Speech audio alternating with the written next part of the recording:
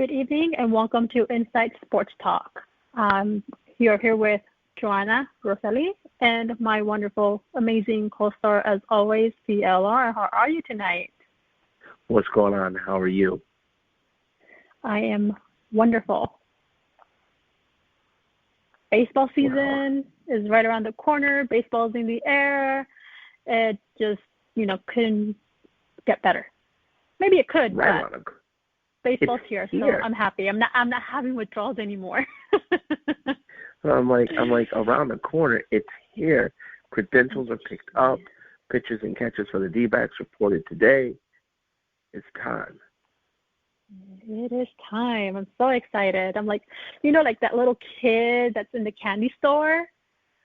That's me right now. You're in your wheelhouse. Yes, I am. So good to be back.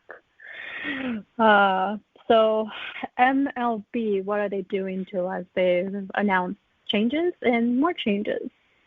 So rules and postseason.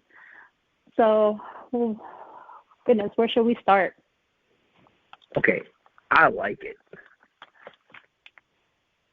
Which part do you like? The rules or the postseason format? Or do you like it all? Postseason. The postseason format's great. I love it. You do? Like all of it? I love it. I love all of it. I mean, some of it I think get tweaked, like anything else, but I love it. How cool is it going to be? You know what? We think the Padres suck. They should have made the playoffs. We'll play them. And then the ridicule you'll get if you don't beat them. Right. I love that. I think it's great. I think it's great. I love the bye because it's not like a 5-week bye. It's just like an extra day. See, I think more playoff teams help baseball. I keep hearing people say, it makes the entire regular season worthless.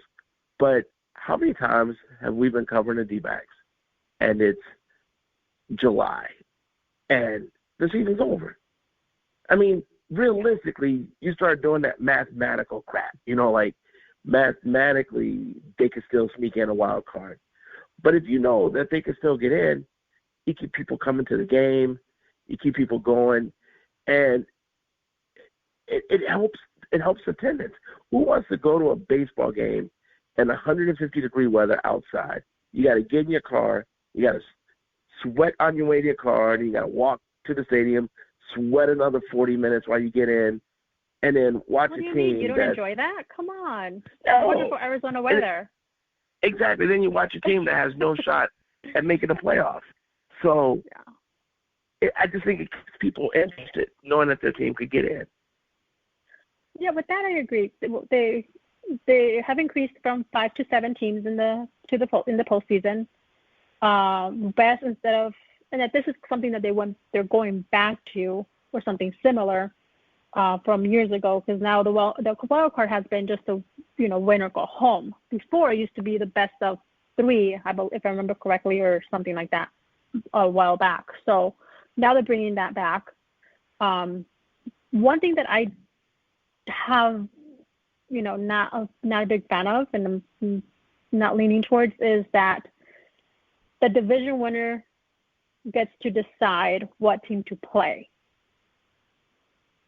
I think that takes a little away from the excitement of, okay, now this team is going to play this team, and kind of taking that guessing and the excitement out of it. That's the only thing I'm not for in that postseason format. That's the part I like the most. Okay, so it doesn't happen so much in baseball. Okay, it doesn't. But in basketball, how many times do we see teams, we get close to the playoffs, and say Utah matches up well against the Spurs. And as of right now, they're slotted to play the Lakers. And they lost to the Lakers 4 times this year. But they beat the Spurs 4 times. So when it comes to the last game, they're not going to say they tanked, but they're going to sit all their starters. So that way they drop a spot or go up a spot to play the team they really want to play. See, that's why I forget that. You know what? we want to play them. We're right here. Come on, let's go. Because the team with the best record, they don't pick. It's in that divisional round stuff. Who really gives a crap at that point? Hell, they reseed in hockey. That hockey playoff format is more confusing to watch than what the baseball would be. I say, what the hell? Go for it. True. You do have a point there. You know, why not? Why? Look, let me ask this. If they put it in and it sucks for 3 years, what could you do? Go back? Just go back to where they were. Oh my gosh, I cannot speak tonight. So go back to the way it was. I mean, nothing is going to really stop. It's not like that's going to, okay, let me say it like this. That's not going to stop anyone from watching. It's not like people say, oh, this new format sucks. I'm a Yankees fan. Yankees in the playoffs, I'm not going to watch it because I don't like this format. Right? Right. And in a way, the way this format is laid out, it gives more teams to make it to the postseason. Well, 2 more teams. And need to have more of a chance to even make it to the postseason too. So let me just be specific. Let me do this, just so the audience knows what the hell we're talking about. The team with the best record in each league receives a bye in the division series. The 2 other division winners and 4 wild cards face off in a 3-game wild card round, with the bottom 3 wild card teams not having any home games. Now, that's the only thing I would change. When I said there'd be a tweak, what's the point of getting your team in the playoffs if you don't get to see them once at home? The division winner and the second best record in the league gets to choose the opponent from the 3 lowest seed wild card teams before the other division winner picks its opponent. The other 2 wild cards play one another. The teams would choose the opponents during the Sunday selection show, with the rights to show being part of the enticement for potential TV partners. So the only part that I want to tweak is, if you're going to include more teams, you're an idiot then if you don't give that revenue to at least one of the games to the home team. So I think the way it should be is either we go we revolutionize this, or we get off the pot. Either we give the first game to the team with the worst record, and then you get the back 2 teams, the back 2 games at home. Or check this out. How cool would this be? If you got the best record, and it's a best of 3, you get to have both games at home. But if you can't close it out at home, the wild card team then gets the road game, the decisive game. I love that. And then that's something that I think MLB should do.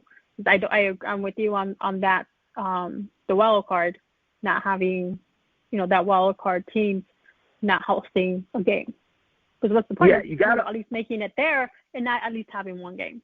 I do disagree majorly with that. So at least you got a shot. So if I get to pick that I play you, right? I'm the D-backs. I want to play the Cubs. But if I can't close you out at home, guess what? Game 3 is on the road. Mhm. So I totally agree. So yeah, but why not change it? I remember when they first added the wild card game. How do you add a wild card game to the playoffs? It makes the whole season seem meaningless. Look at it now. Everybody at least, okay, now we have a wild card. Now we have a chance to go. Exactly. Everybody's fighting for that spot. That was my whiny voice too, by the way. You nailed it. I love it. Yeah.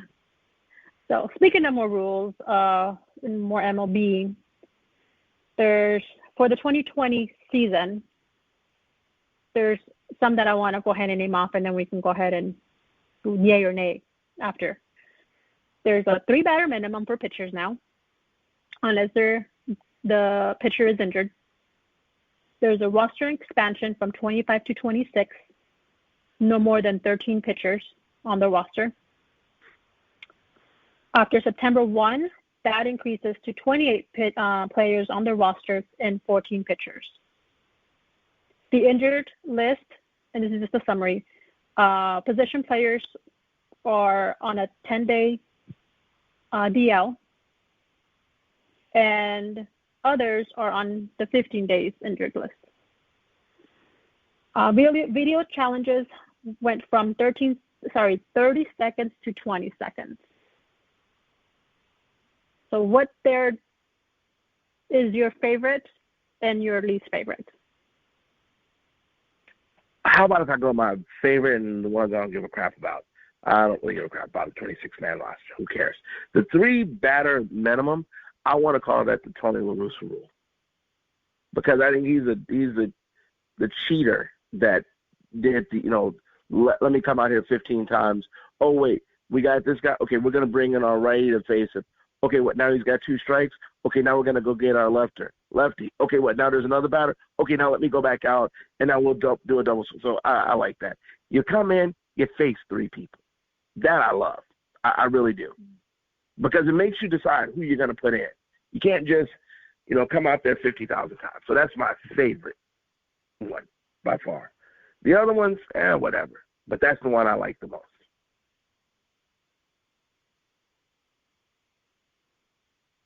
Yeah.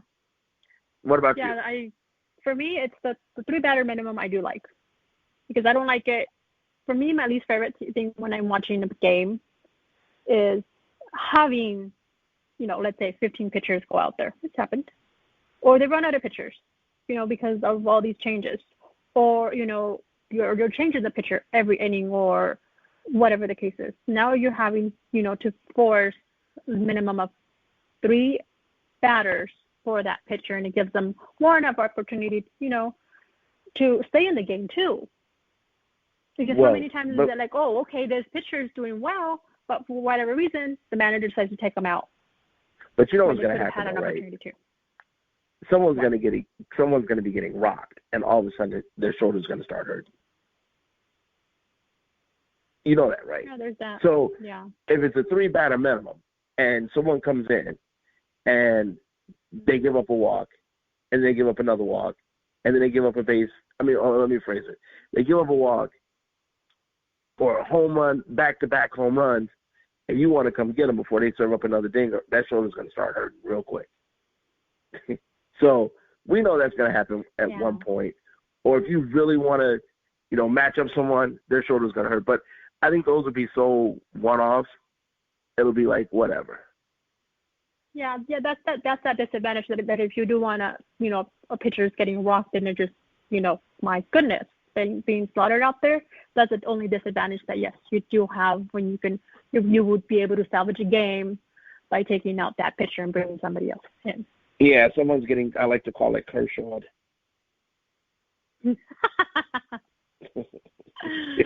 Goodness, I hope my Dodgers friends are not listening right now.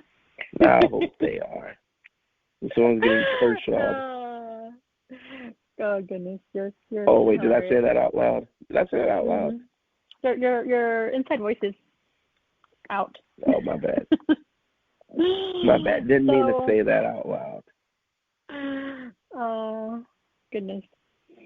So let's move on to some more MLB. We have quite an extensive list here, but the new season's upon.